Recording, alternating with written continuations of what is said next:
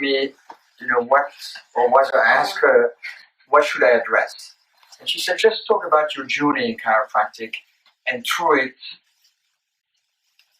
weave an understanding of the philosophy and the principle and the way that we live in chiropractic. So it all started here in 1973. And it's really amazing to me that I'm back here 45 years later. And I thought today, if I had had a plan in 1973, and I came into this office and said, I'm going to become a chiropractor, I'm going to practice for 45 years, I've been given seminar for 34 years, and then on my last seminar, I'll make sure it's in Paris. And then on my last seminar, when I do it in Paris, I'll make sure that I get to speak in my chiropractor's office by asking an unborn child. The point I want to make is that there is an incredible hypersynchronicity to life. And that hypersynchronicity is available to all of us. It's available to everyone. But the way that we encounter it, the way that we stumble into it, the way that we come into the flow of it, is to total surrender to something greater than ourselves. And that is hard to comprehend when we are young. Like if you had told me this in 1973, when I was 23 years old, I would have not, I don't fully understand this. But basically, when you look at life and the way that we as human beings approach life, there is a way to make plans. And I think most of you probably understand now that making plans don't always turn out the way that you have them. What he said is that you have your plan, and then there is, in quotes, universal plan or God's plan. And the two usually don't align. So many people design their life, they have a plan, they say, I'm going to go to school, I'm going to get married, I'm going to have 2 kids, I'm going to move to the countryside, I'm going to have a nice car with nice house with a 2-car garage. And they have a plan for life. And usually it doesn't turn out that way. And then there is a plan, there is a life that was designed for you. And that is a hard one to know because it's invisible. It comes from the spirit world. It's a design, it's a matrix that you have to tap into. And my experience is that when you surrender to life, and you surrender your life to something greater than yourself, something takes place. There is a synchronicity, a grace, a providence, a serendipity that come into play. And then everything falls into place. And actually, you rarely have to make any decision. Things shows up in front of you, and the only decision is, do I surrender to it, no matter how crazy it seems. So it all started here in 1973. I met Jean Belaval out of a motorcycle that I call on purpose. Not a motorcycle accident, a motorcycle on purpose. My life was going in this direction, and it was going to be a dark life, a very bad life. In spite of the fact that I was in medical school and that I was working in a hospital, the Ambroise Paré Hospital, for 1 year, my life was still going in a very bad direction. And I had a motorcycle on purpose that landed me in this office in 1973. And the reason I say it's on purpose is because over the years, I've asked people that had a car crash that came to my office and asked them what were the circumstances of their lives around the car crash. And to this day, I have not seen it fail. People that are head-on collision were going too fast in life. So life stops them dead in their track. People that are rear-ended were completely stuck. They couldn't make a decision. They didn't know what to do. They were in a situation that they didn't know what to do. Life moves them forwards. People that are hit from the side, right or left, usually had deviated out of integrity with life. They had an affair. They embezzled money. They were doing, deals that were not clean. And life is giving them a message to come back on. And people that have a complete rollover, typically their entire life has to be reconstructed. Everything, the foundation of their life was so faulty that it crumbled. So I had a motorcycle on purpose that landed me here. And on my first visit in this office, when I came in, there was a waiting room. I don't remember if it was here or not, how it was laid out at the time. But I waited here, and there was a lot of people. And the waiting room emptied, and then I was the last one. And I came into his office. I believe it may have been in this room. And I sat in front of his desk, and I explained my symptomatology and the things that had happened to me as a result of the motorcycle crash. And Jean Laval just sat there, very quietly. And he just listened to me.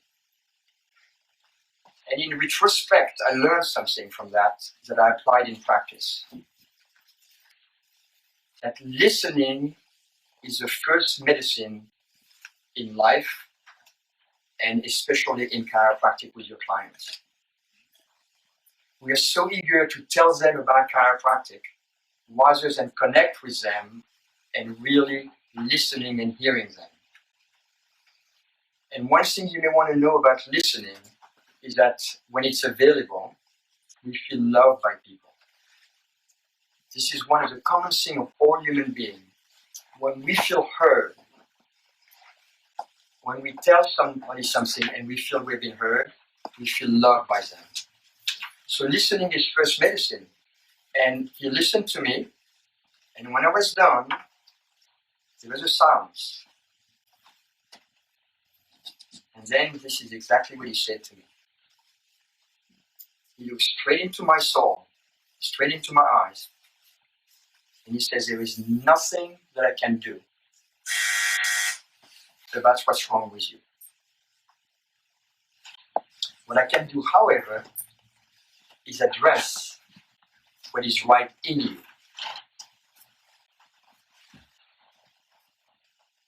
Then there was a silence. And then he said, you cannot fight darkness. You must turn on the light. You cannot fight disease. You must turn on the life. If you really listen to those 3 sentences, that was a complete communication that he gave on his first visit. You'll realize the profoundness and the truth of it. You cannot fight darkness. If we turn on the light, turn off the light in this room, we can't shove the darkness out. The only way to take it out is to turn on the light. And in 1973, that idea that you had to turn on life in people, that you have to turn on the light in people, was a very novel idea. Because everything was about symptoms, sickness, and disease. And I came from a world with 2 years at René Descartes Medical University, which was right down the street, Rue de Saint-Père, and then a year at Ambroise Paré Hospital working in ear, nose, throat, and stomatology in a cancer service. And all I saw is human resources, financial resources, technology being applied on people that were so sick that they were already in the human junkyard or 1 foot in the human graveyard. And this man came with the idea, address the well, the source, the spring of life in people. Be proactive. And in my relationship with him, he started to share that for him, chiropractic was, in quote, and this is very appropriate for the French people, the Cousteau society of the internal environment. That chiropractic really revered the body, honor and respect the body, and have reverence for the body. So that was a novel idea.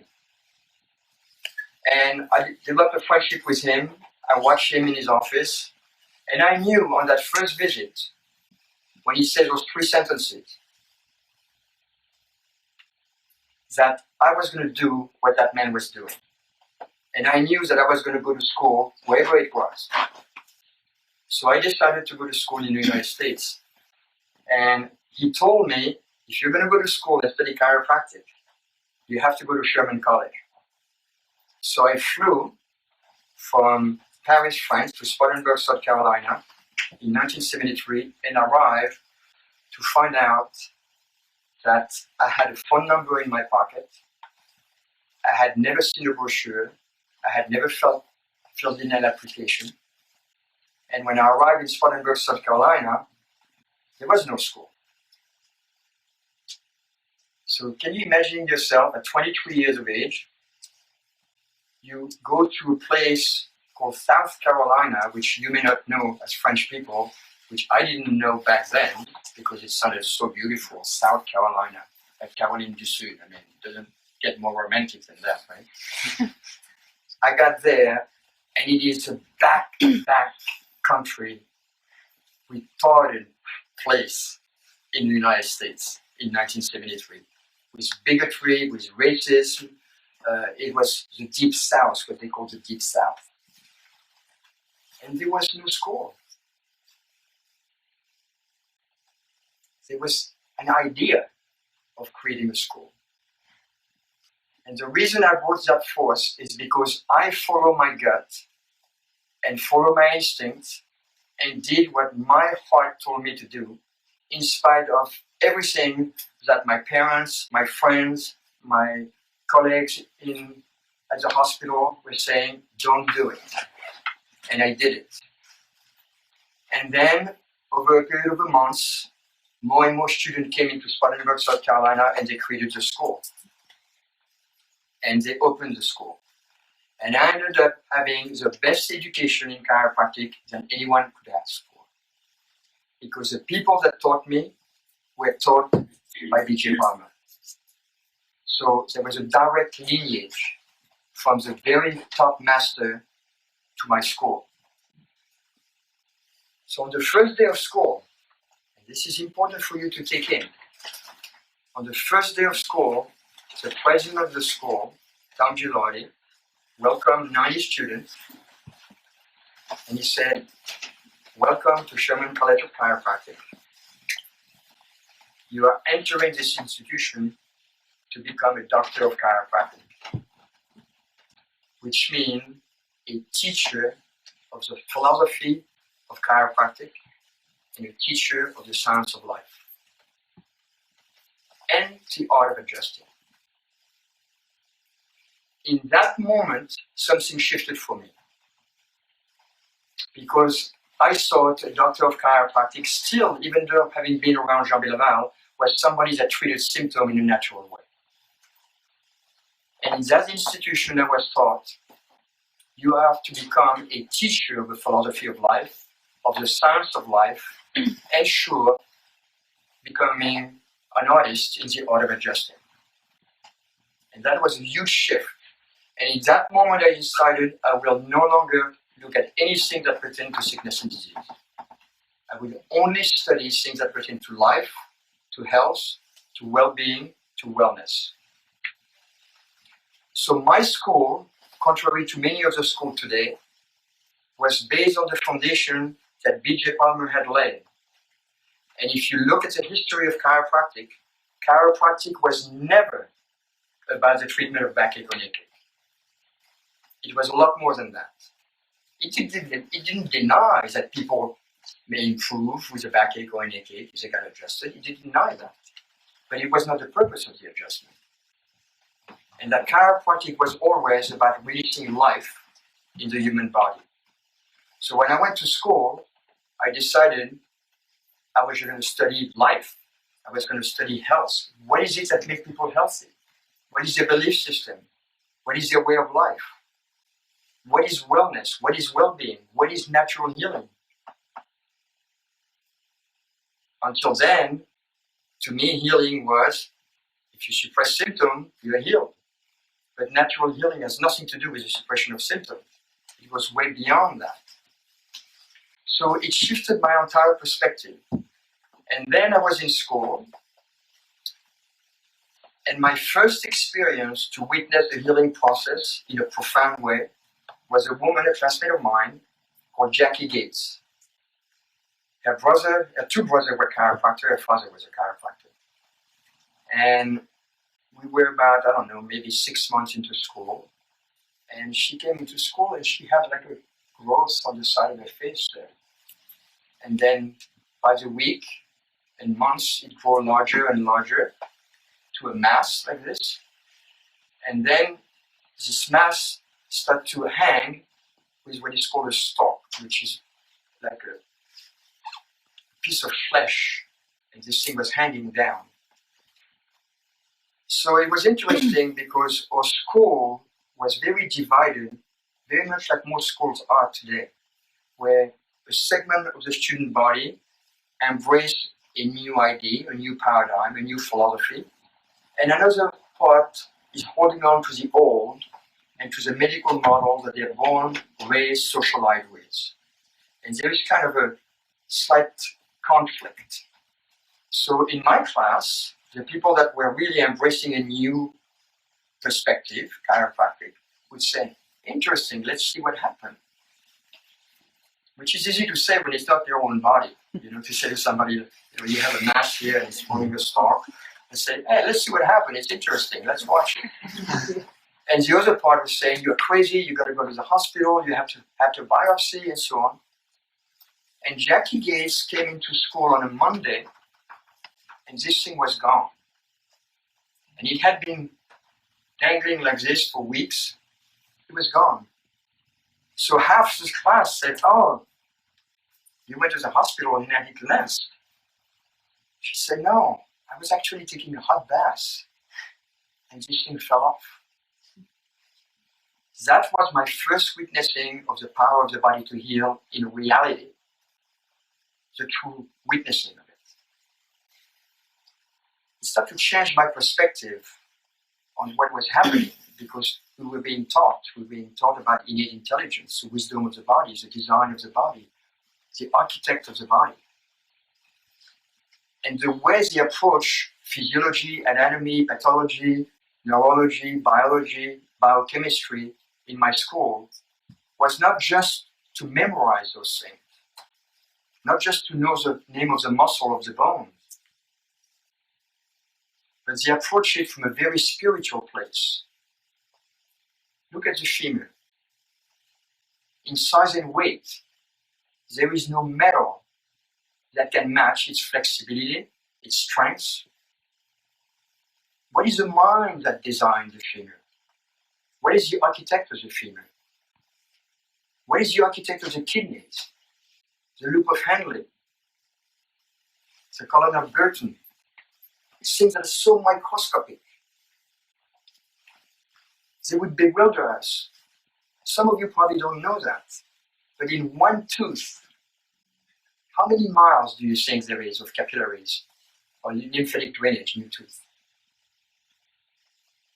3 miles.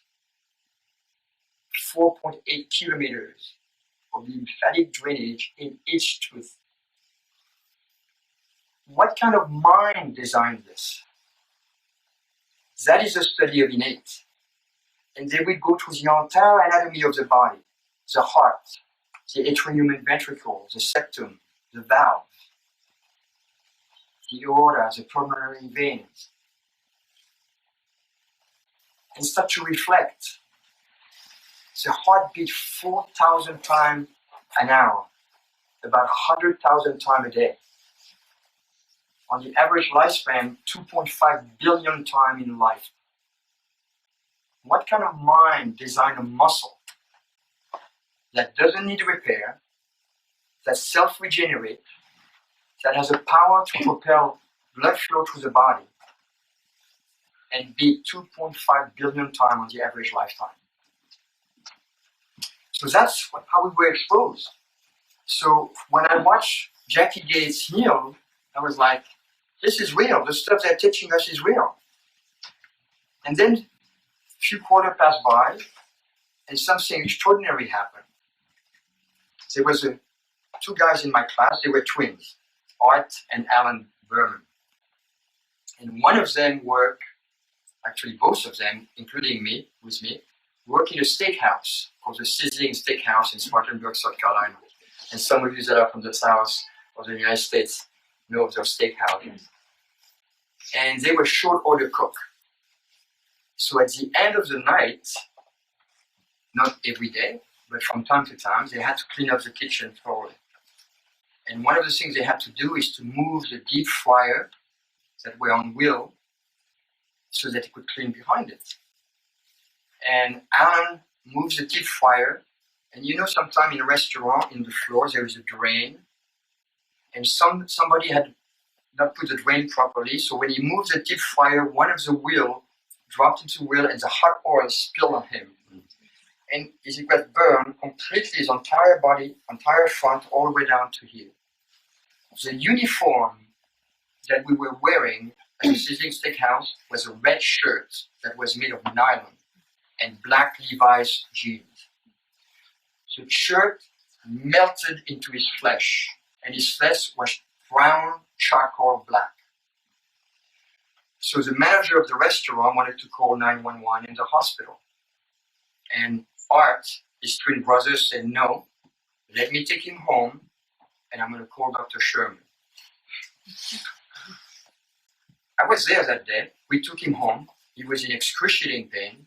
You can imagine the pain of a burn that severe. We brought him back into the house, put him in an all-sudden rocking chair, and about 20 minutes later, Dr. Sherman came in. Dr. Sherman was the director of the B.J. Palmer Research Clinic in Davenport, Iowa, when B.J. Palmer was alive. So he was basically B.J. Palmer's right-hand man. And all he did, he took a neurocalograph reading, he palpated, and then while Alan was sitting, toggled his atlas. Instantaneously, it was healed. No, I'm kidding.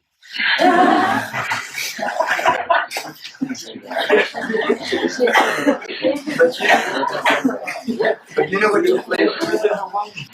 What took place in that Alan said that the pain level dropped dramatically. No one at the time, no chiropractor, had any understanding of what might have taken place. And it is until Deepak Chopra wrote a book, Quantum Healing, that we understood that from being startled by the hot oil, he subluxated the atlas, it affected the pathways, the neurological pathways, and as a result, the amount of endorphin released by the body was restricted. And once the atlas was cleared, there was a discharge of endorphin in the body and the pain level dropped dramatically.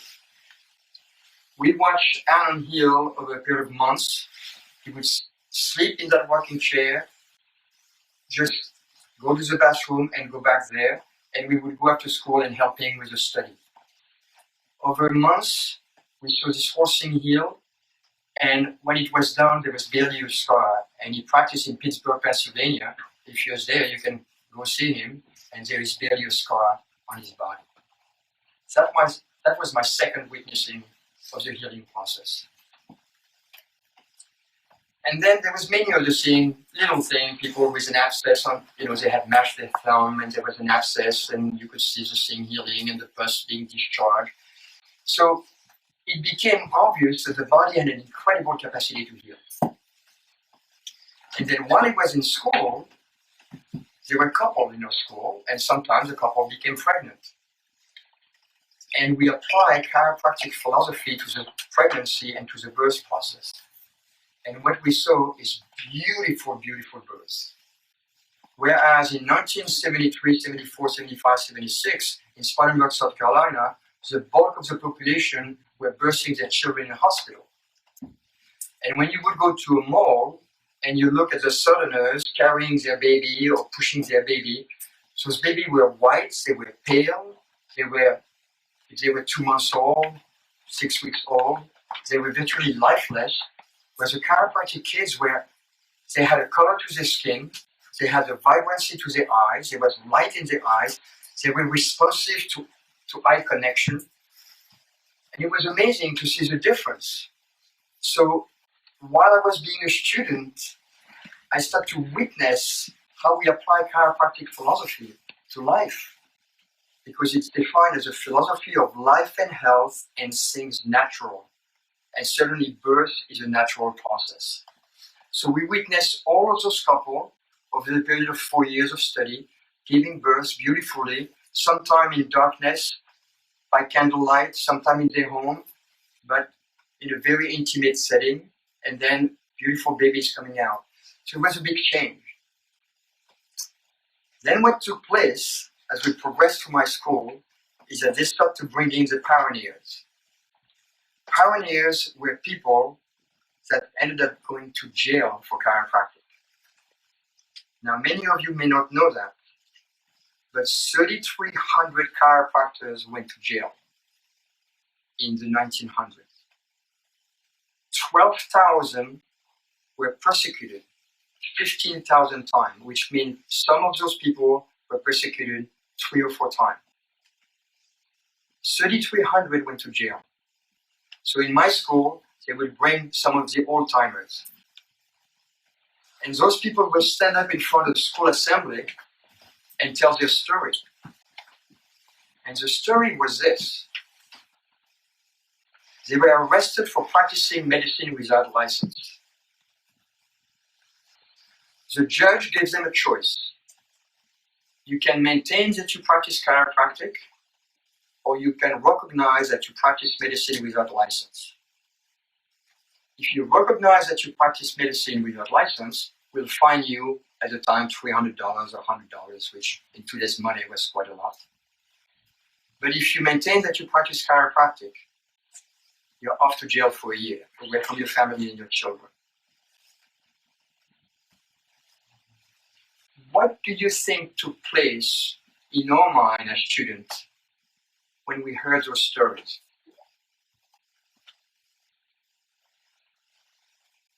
First thing that took place in my mind is, would I go to jail for chiropractic? The second thing that took place in my mind was, what is it that those people know, are in touch with, understand, that I might not understand, that would cause them to go to jail? Willingly, because they had a choice. So it was willingly. What is it that they understood?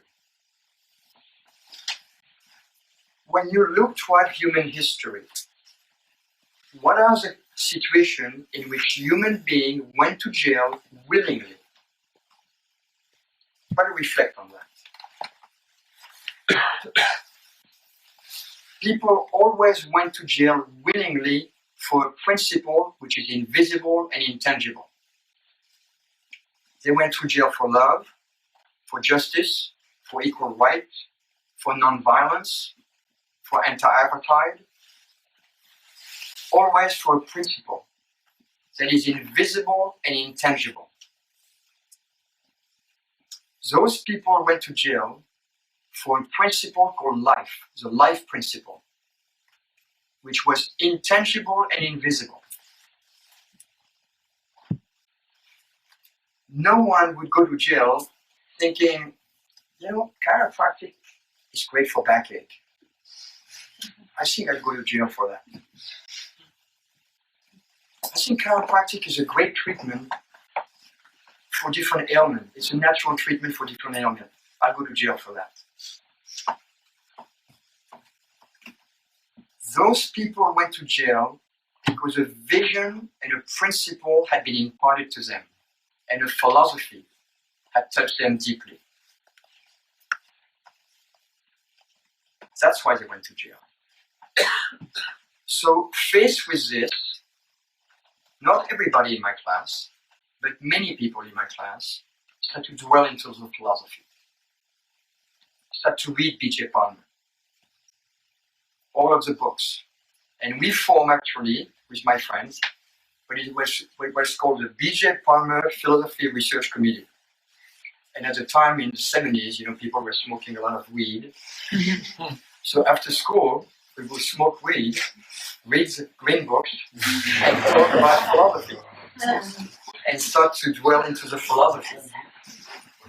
And as a result, we became deeply grounded in that philosophy, rock solid foundation. And we got in touch with the principle. And I can tell you that a big percentage of my class, when we graduated from a school that the state of South Carolina did not want to recognize because they wanted to protect their turf. So we graduated from a school that was not recognized in South Carolina, and that was not recognized because we did not want to embrace the CC. Because the CC had already medicalized and stained chiropractic education. So we graduated from a school where we could not practice in any state legally. And a big percentage of my class were willing to go to jail and practice illegally and expose the situation. So over time, West Virginia, Georgia, and Pennsylvania opened. And I practiced illegally for about 6 months in South Carolina, hoping to get arrested. I didn't get arrested. And then I moved to Pennsylvania and started practicing in Pennsylvania. And I'm not making this up, but within a year to a year and a half, my practice exploded. And I reflected many times on what is it that I had that other chiropractors today don't have, and that other chiropractic back then didn't have. What was I given that caused me to have a practice that exploded? I had a vision, a big vision, and I'll share that vision further down the line. I had a big vision for what was possible for humanity.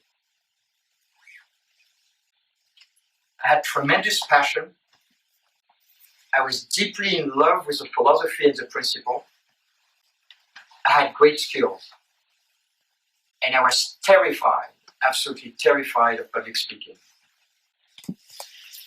But I forced myself to give talks and to share the understanding of the human body, of life, of the natural laws of life with the people in my practice. And I had talks in my practice.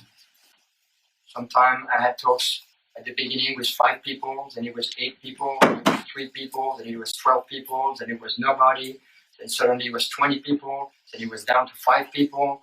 Every 2 weeks I gave talks, not the same talk, not a lecture, deep, profound talks on chiropractic philosophy. And then suddenly there was 40 people at the talk, back to 30. And then suddenly there was 60 people at the talk. And my waiting room was bigger than this. And then suddenly there was 90, 100, 120 people at the talk. People were down the hallway into the adjusting room. They couldn't even see me. They came to listen to a philosophy that resonated deeply as truth within them. And the practice just exploded. Strangely enough, and pay attention to this, I still had some doubts in my mind about the application of the adjustment. I knew the philosophy was a truth, not the truth, a truth. There is many truths in life. And when you have studied one or tap into one, you recognize it. So chiropractic has a specific language to enunciate a truth about life, about the laws of life, about universal intelligence, life force, innate intelligence, it goes on. But it's a truth.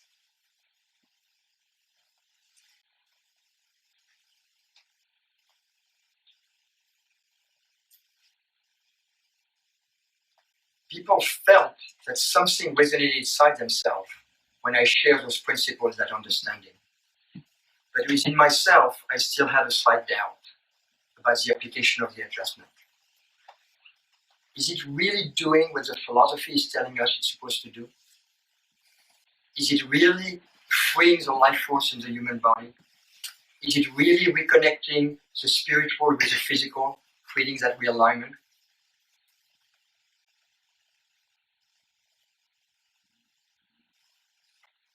Any of you have doubts about this? And I realized that such a big part of our profession had doubt, and that's why they actually went into other things, therapies, adjunct modalities, because they had doubt about what the adjustment could do for human beings. And then we moved into a new home. The homes that we imported from Norway that had 73 glass windows, post and beam house. And when we finally moved in and got the occupancy permit, it was a winter. We moved in, it was sweet. The spring came up, and suddenly I'm hearing bang, bang, bang from time to time. I thought it was a new building settling, because that's what happened in new construction, especially when they're made of wood. They settle with a change in temperature at the beginning, and they can make pretty heavy noises. But when it got warm enough, we stepped outside, and there were dead birds all around the house.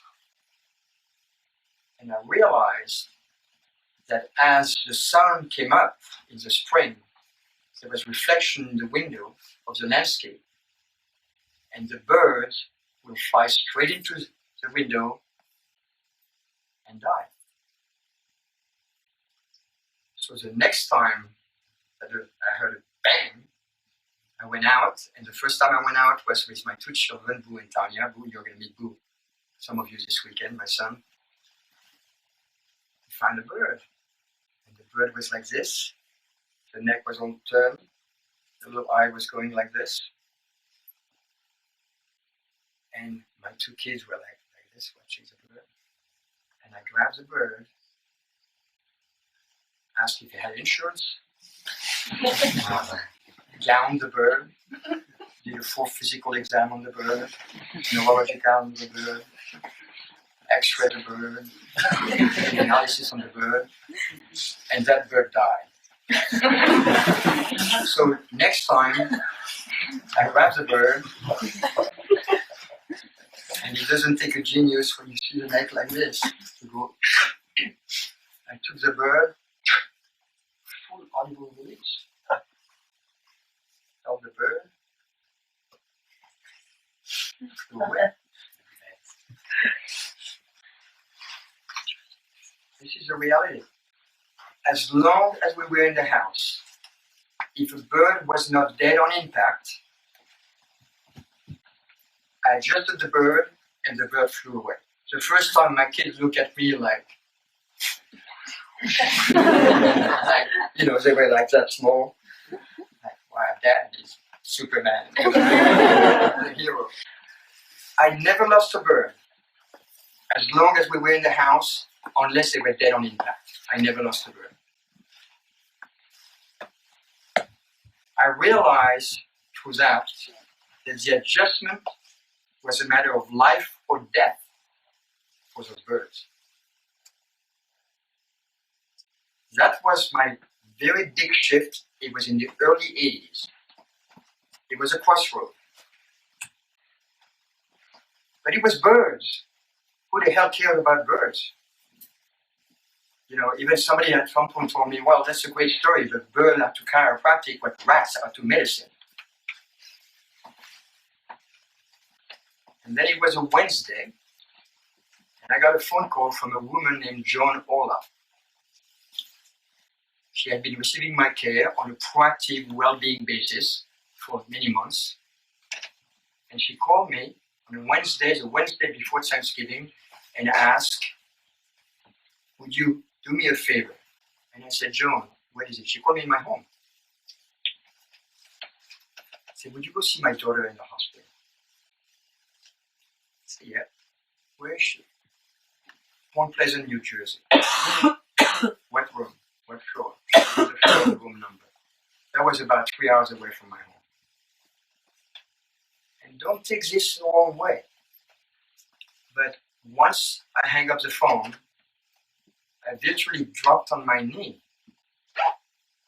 and went like, whatever, help me, guide me, my spirit, whatever it is. I don't know what it is. Universal, people call it God, whatever it is. So next morning was Thanksgiving Day. Jane and I, my wife, we drove to Point Pleasant, New Jersey.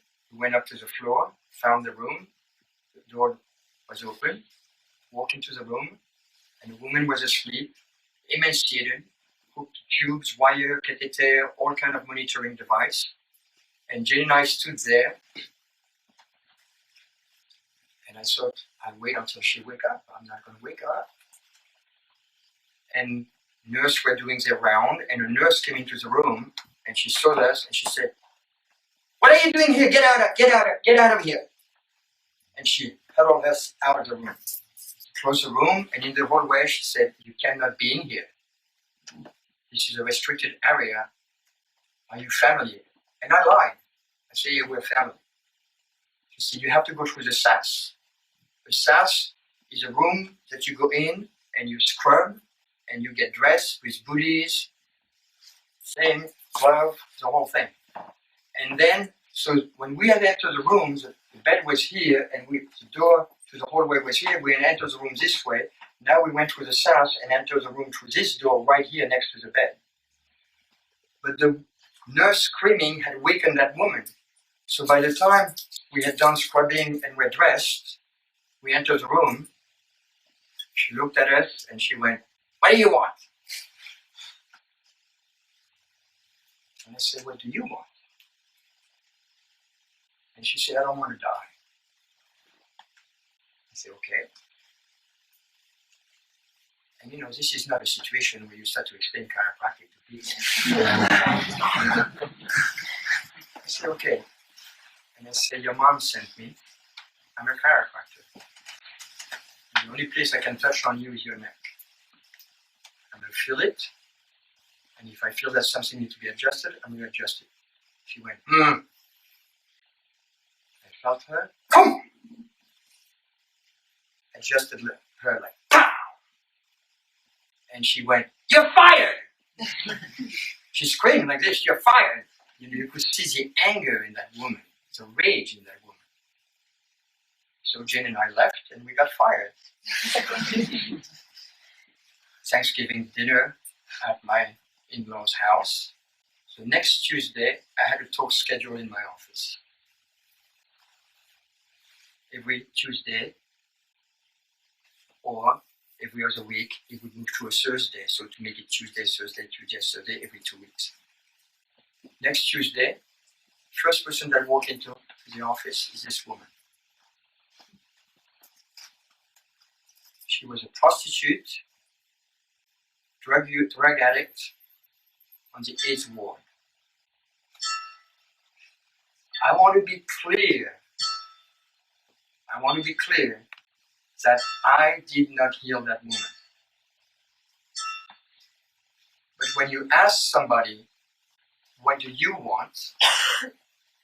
and they say, "I don't want to die," in my book, the gauge is already in the dying process at whatever, 49%, 39%, 28%, it doesn't matter. It's already on that side of life, the dying process. And I believe that the adjustment moved her across the 50% into "I want to live." There's a big difference in life between "I don't want something" and "I want something." "I don't want to die" is exactly what people create for themselves. "I want to live" is what people create for themselves. And I believe that the adjustment released so much life force in her body that she moved across. Even if it was 1% or 3%, but she moved across the 50% to "I want to live."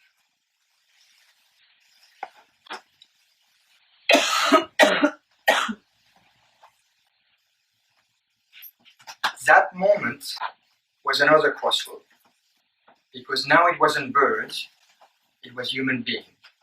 And then I had an extraordinary thing with a baby, and I don't want to drag it into the story too long. But out of that, I dedicated my life to improving the skill of a profession, because I realized the potential of the adjustment could be life and death for people. It changed. I was always a great adjuster, intuitively, instinctively, early on. But I dedicated my life to teach the profession because what I saw in 1961 when B.J. Palmer died, the skills of our profession progressively declined.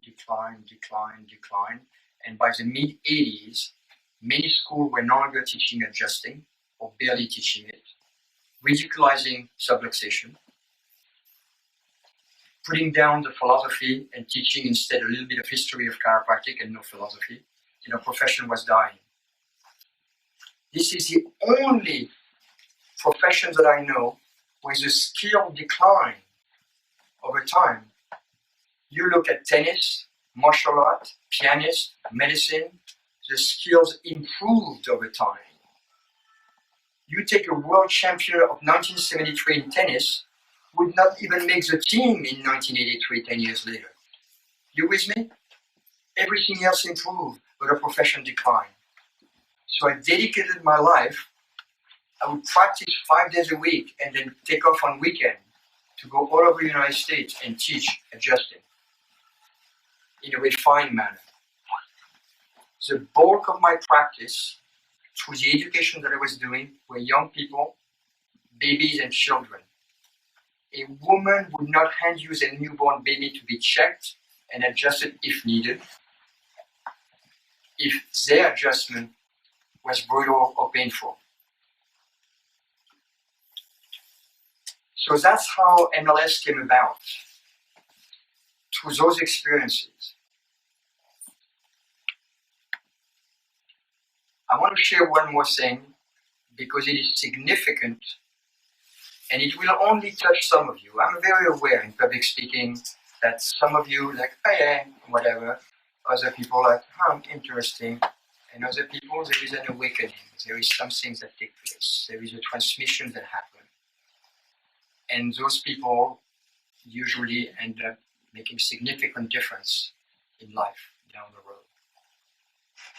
But in the mid-80s, I was giving a seminar in New Jersey, and a woman named Rose Panuccio, during one of my breaks, came to me and said, Arno, we have known each other for a while. She was a CA for 2 chiropractors in New York City. She said, Arno, I want you to meet someone. And I said, great. During my next break, no problem, I'll meet that person. And she introduced me to Donald Epstein, the founder of Network Chiropractic. So we were introduced, the two of us, by a rose. Interesting. A symbol of love, right? Donald Epstein at the time was totally unknown. He had just gotten a divorce, Jewish guy, married to a Jewish woman, and when he uncovered, downloaded Network, she was like, oh, you're no longer a doctor, and she was into like the prestige of him being a doctor.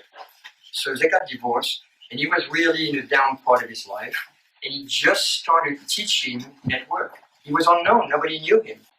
And by then, I already had a large, quote, constituency on the East Coast. So we connected, and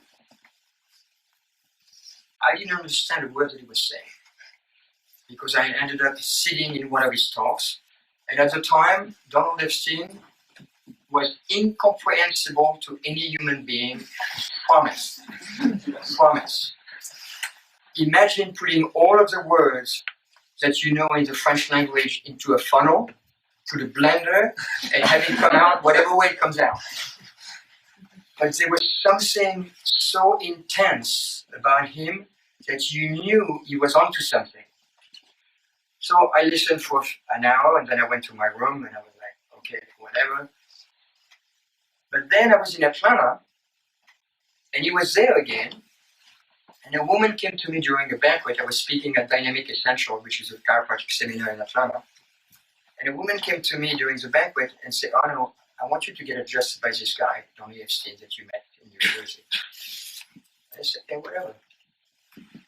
So I left the banquet around 11 at night, and he was adjusting people. I sat on the table, he adjusted me, and I went to my room. And on my way to my room, I said, what the hell? I mean, what's so special? Nothing is so special. The next day I was giving a talk, And after my talk, he was adjusting again. There was an open table. I sat on the open table, and he came behind me, and I said, Donnie, take me home. I don't know why I said that. That's what I said. I received an adjustment that is undescribable. So the best justice that I can give it to that adjustment is that a rocket was stuck up my rectum, was shot up my spine and exploded in my brain, and then pulverized my body with white light. There was no perception of my physical being. My whole being was pulverized by white light, transmuted by white light. I knew something profound had happened. I became silent. Through gesture, I managed to handle my keys, to have a student get my luggage out of the room. I came back home. My wife, so I flew back home, totally silent, everything totally silent. I came back home. My wife had made a dinner. I took a bite of the chicken.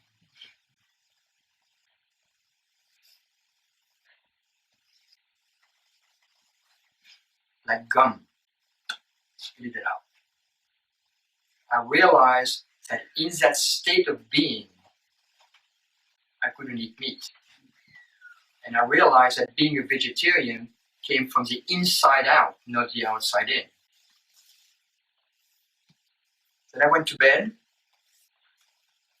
in the middle of the night, and I know this is going to sound crazy to some of you, and I don't care, because you cannot take someone's experience away from them. This is a reality. And it is said that one who proves things by experience increases knowledge. One who proves things by experience increases knowledge. Middle of the night, strong voice. Arno, go downstairs. Get in your sweat, go downstairs. This is crazy. Slightly goes off. Second time. Arno, get in your sweat, go downstairs. Third time. Arno, get in your sweat, go downstairs. I go downstairs. We had a very large home, 4,500 square feet home. I went into the guest room. I lay on the bed, and I was virtually, absolutely pinned down by such an overwhelming force. And all I could say is, I will. Total surrender. And when I had surrender, automatically from this position, my body automatically went into such deep gratitude. Like, I felt so deeply grateful. And then I was almost exhausted into this position in the bed, which is a position of inner peace. So I went to the position of surrender, which is universal, absolutely universal across the world throughout humanity, to the position of gratitude, which is also universal, to the position of peace.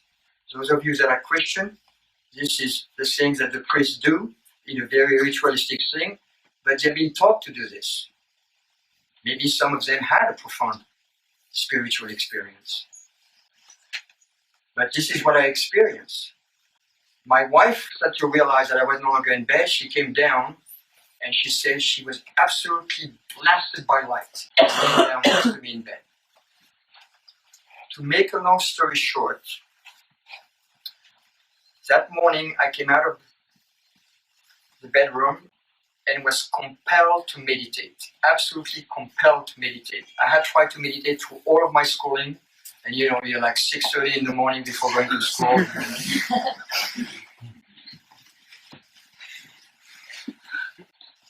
Or like, okay, well, when is the 20 minutes going to be over, right?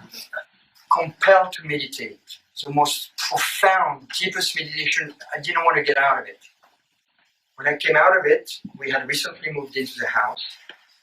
There were still boxes on the floor, and one box had a sticker fragile. It literally leaped into my awareness. Fragile. And then there was a booklet from B.J. Palmer titled History in the Making. And that title came into my awareness very profoundly, almost like it jumped out of the book into my awareness.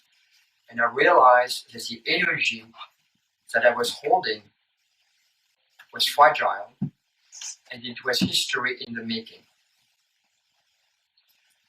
I'm going to speed things forward for you. For 3 months, I was compelled to meditate morning and evening for hours. I did not want to get out of meditation. I went to my office and I could barely touch people. Just being close to them, they had spontaneous healings, the people that came in with problem on the first visit. I had a number of, quote, miracles taking place by just touching people. And I realized that my state of being was even more powerful than just the adjustment. A force is a force is a force. My state of being during those 3 months was so elevated, and I'm not shy of saying this. I was married with 2 kids. I would get up, meditate, go to my office, come home, meditate, go to bed.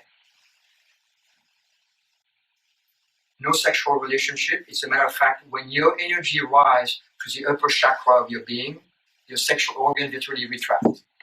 A man will become literally like a baby sexually. So I realized that celibacy, that is being enforced on the priest or the monk, is being enforced from the outside in. But when you are in that state of beingness, you have automatic celibacy. You understand what I'm conveying? It comes from within. It's something that you can't, there is no helping it. There is no desire. You are such in a bliss state. There is nothing that could improve your state of bliss. After 3 months, my wife said, "Oh no, I understand. I don't want to disturb your state, but we have 2 kids that we adopted from Korea. Would you please sit down with us and watch the opening ceremony of the Olympics in Seoul, Korea?" And I said, okay. And I locked onto the TV, and it was like a vacuum cleaner. And my state of being dropped back above where I was, where I started. But it dropped back significantly, and my way of interaction, my need to be, not my need, I couldn't speak. There was nothing to say in that state. Everything was being conveyed. Everything was being understood in that state. But I started speaking again. So why do I share that story? First of all, at the time, hundreds of chiropractors received the same adjustment. Thousands of the public received the same adjustment. That adjustment was a combination of meningeal soft tissue work combined with structural work. I was teaching structural work. So I decided to keep teaching the structural work and let the person that brought forth meningeal work, soft tissue work, continue to do his teaching. But wherever I taught structural work, I made sure that everyone understood that the potential for an adjustment that can release the totality of life force in human being was a combination of the two, and that they ought to learn also meningeal work, soft tissue work, and combine it. You may ask, what happened to that adjustment? Is it delivered today? The profession attacked Don Epstein so violently, the state boards, chiropractors that felt threatened so violently that he started to develop heart disease. And after a while, he moved into a different direction. He wanted to prove, just like B.J. Palmer, to prove the validity of what he had uncovered, what he had downloaded. And then he decided to shelve it. And then he started to move into his ego. When he was delivering that adjustment, he was in his soul. He was in his heart. But being so wounded, having to prove himself to the world, and then, as we know, in all of us, there is the heart, the soul, and the ego. And he moved more into his ego and sometimes back into his soul. But that adjustment was sharp. The reason I share this is because that adjustment shows the potentiality of the art of chiropractic. And it validates the vision of the Palmer.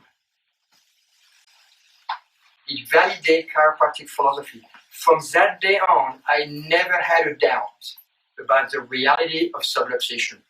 Less than light in expression, subluxation.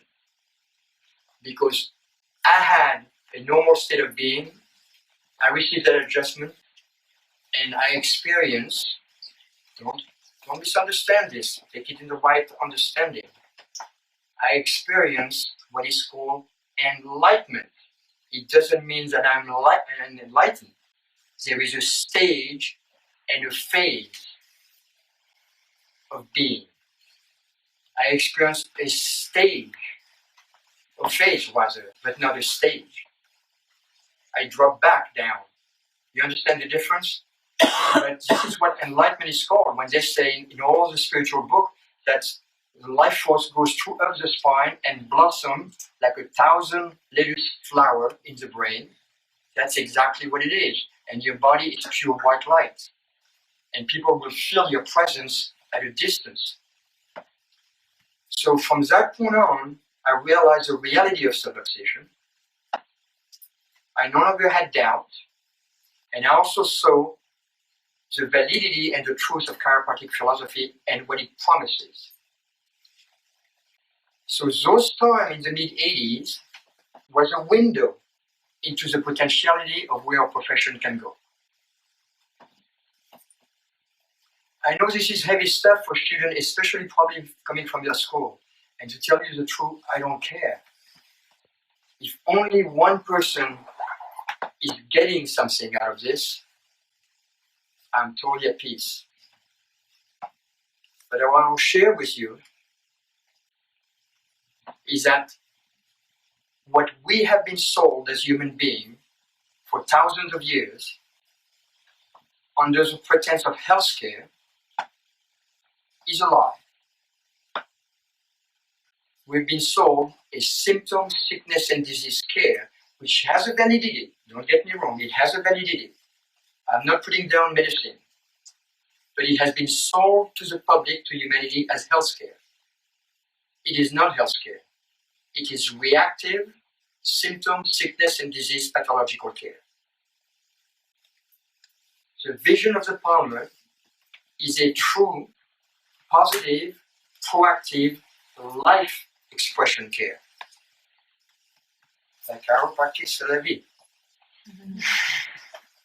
Life university, the triumph of life. Life is motion and motion is life. The law of life, the Palmer law of life, which is as energy flows through matter, matter expands and contracts. You restrict that flow, the rate of expansion and contraction change. You restore that flow, the rate of expansion and contraction is restored. That's the law of life that the Palmer and the pioneers went to jail for. And you go like, what is he talking about? Do you realize that everything that happened in your life and in this room in the last hours is all expansion and contraction?